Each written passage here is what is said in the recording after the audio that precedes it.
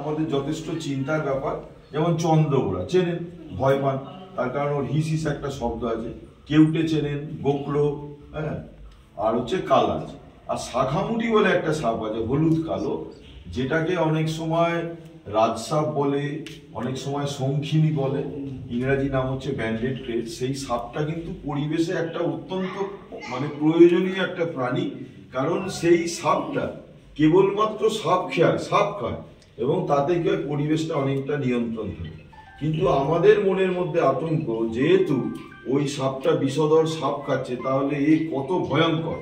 কিন্তু এই সাপটা কামড়ানোর প্রবণতা নেই, স্ট্যাটিস্টিক্যালি এরকম সাপ ওরকম কামড়েছে এরকম কোনো রেকর্ডই নেই। কিন্তু আমাদের না জানার জন্য ওই সাপটাকেও মরতে হয়, প্রাণ দিতে হয়। ফলে বলবো যে, এবং আরেকটা ব্যাপার, সাপের একটা মস্ত বড় ভূমিকা আছে। যেমন হচ্ছে জমিতে প্রচুর পরিমাণে পেস্টিসাইড ইউজ হয় এবং প্রত্যেক বছর তার মাত্রাতিরিক্তভাবে বাড়ানো হচ্ছে। কিন্তু ইনসেক্টগুলোর এত অভিযোজন ক্ষমতা বেশি যে তারা কিন্তু প্রত্যেক বছর দেখবেন পেস্টিসাইড অনেক দিতে হচ্ছে এবং চাষিরা তাতে অনেক খরচা করছে। এবং ইঁদুরকে কিন্তু কোনোভাবে কোনো পেস্টিসাইড বা এমন কিছু নেই যেগুলো দিয়ে নিয়ন্ত্রণ করা যায়। ইঁদুর কি করে, পরিসংখ্যান অনুযায়ী 1/4 শস্য কিন্তু ইঁদুর স্টোর করে নষ্ট করে, ওখান থেকে নিল, কালেক্ট করলো। সাপ হচ্ছে একমাত্র প্রাণী যে প্রাণীটা কি করে, ওই ইঁদুরের গর্তে যায় এবং সাপটাকে খায় এবং পরবর্তীতে ওখানে বাসাও বানিয়ে দেয়। কিন্তু আমরা না জানার জন্য সাপগুলোকে মেরে দিই। তাহলে বিষয়টা হচ্ছে যে সাপ থেকে আমরা কিভাবে বাঁচবো। যে অঞ্চলে সাপ আছে সেই অঞ্চলে কিছু সতর্কতা অবশ্যই মেনে চলা উচিত। যেমন রাত্রেবেলা আমরা বেরোলাম, যে অঞ্চলে সাপ আছে টর্চ ইউজ করা উচিত।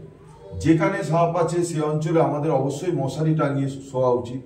এবং যেমন এই শীতকালে দেখবেন প্রচুর ধানের সময় নষ্ট হচ্ছে না, প্রচুর ধানের জমির উপরে, বা দেখবেন যেখানে জমিরাল সেখানে দেখবেন চন্দ্রগোড়া আপনার রোদ পোয়াচ্ছে, কেউটে রোদ পোয়াচ্ছে, গোকড়ো রোদ পোয়াচ্ছে, এইগুলো পোয়াচ্ছে।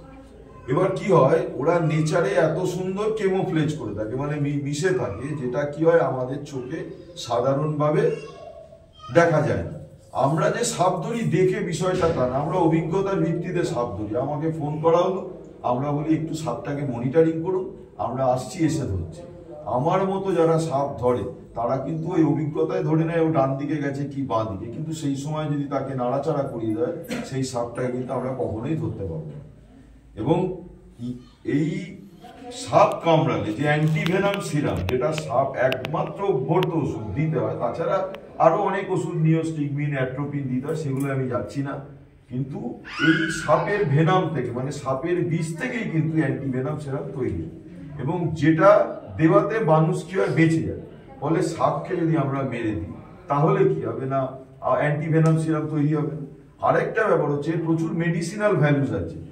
যেমন এমন আপনার কেটে গেলে এমন রক্ত বেরোয় যেটা কোনোভাবে নিয়ন্ত্রণ করা যায় না। এই রাসেল ভাইপার চন্দ্রগোড়ার ওই ভেনাম থেকে কিন্তু সেই ওষুধটা তৈরি হয় এবং তাতে কি মানুষ বেঁচে যায়। এগুলোকে বিশদভাবে আরো বলা যায়, তো আমি সংক্ষেপে আপনাদের যেগুলো খুব, যেমন কিছুদিন আগে কালাজ নিয়ে অনেক খবর দেখেছেন হয়তো।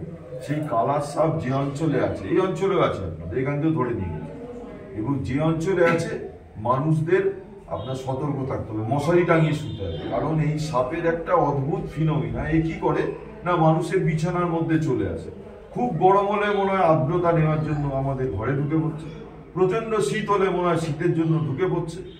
আবার ধরুন বর্ষায় মনে হয় তাদের যে হ্যাবিটেট, যেখানে থাকে সেই গর্তে জল ঢুকে যাচ্ছে, সেই জন্য চলে আসে। কিন্তু সঠিক কি কারণে আমরা এখনো জানি না, বিশেষজ্ঞরাও বলতে পারছে না কি কারণে। ফলে যে অঞ্চলে আছে খুবই সতর্ক থাকা উচিত।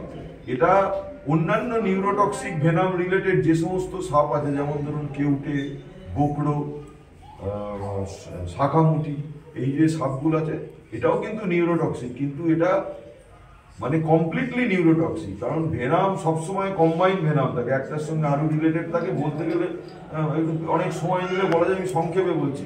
ফলে এই কালাজ যে অঞ্চল আছে মানুষকে খুব সতর্ক থাকা দরকার। তার কারণ হচ্ছে কালাজ কামড় হচ্ছে মশার কামড়ের মতো, কামড়েছে সেটা বোঝাই যায় না।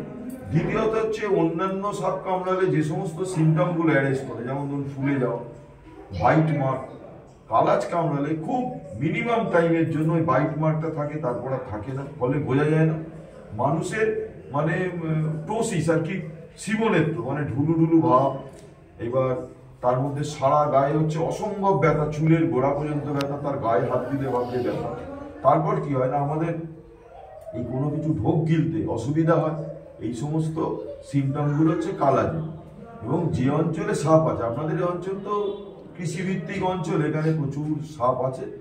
আপনাদের অনুরোধ যে আপনারা একটা এর উপরে একটা ওয়ার্কশপ করুন, সারাদিন শুনুন, খুব ভালো লাগবে। তাৎক্ষণিক আমি আপনাদের জাস্ট একটা প্রিলিমিনারি একটা ধারণা দিলাম, কিন্তু সাপ নিয়ে যদি আরো কিছু জানতে চান আমারও ভালো লাগবে, জানাতে বলতে মানে খুবই আনন্দ পেতাম। এই বলে আমি যদি আপনাদের কিছু জানা